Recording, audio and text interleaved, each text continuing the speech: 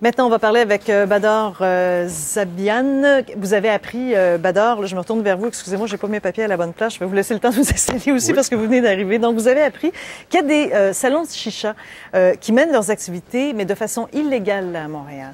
Oui, en fait, depuis 2005, avec l'entrée en vigueur de la loi sur l'interdiction de la fumée dans les bars, les salons de chicha ont été interdits, mais le gouvernement a laissé 14 endroits en fait continuer à servir des chichas, ces pipao qui servent du tabac aromatisé.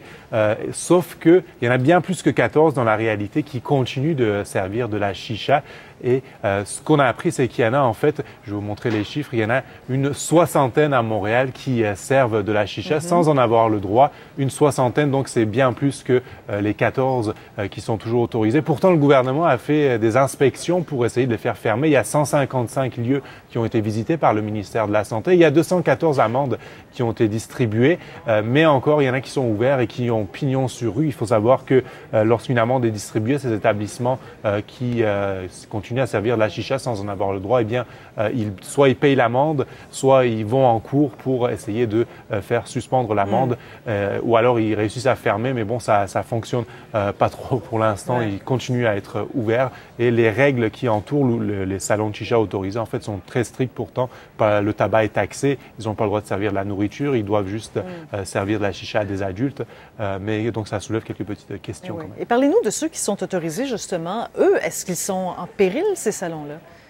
Les salons autorisés, les 14 qui sont autorisés, eh bien, ils risquent de devoir tous fermer parce qu'avec le projet de loi 44 visant à renforcer la lutte contre le tabagisme, eh bien, la vente de tabac aromatisé qu'on utilise dans les chichas pourrait être interdite. Donc, j'ai parlé à un propriétaire d'un salon autorisé qui, lui, me dit qu'il pourrait, avec ce projet de loi, devoir mettre la clé sous la porte. On l'écoute.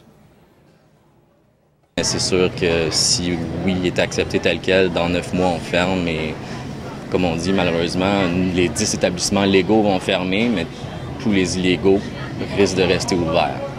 Ce qui est un peu une aberration selon nous.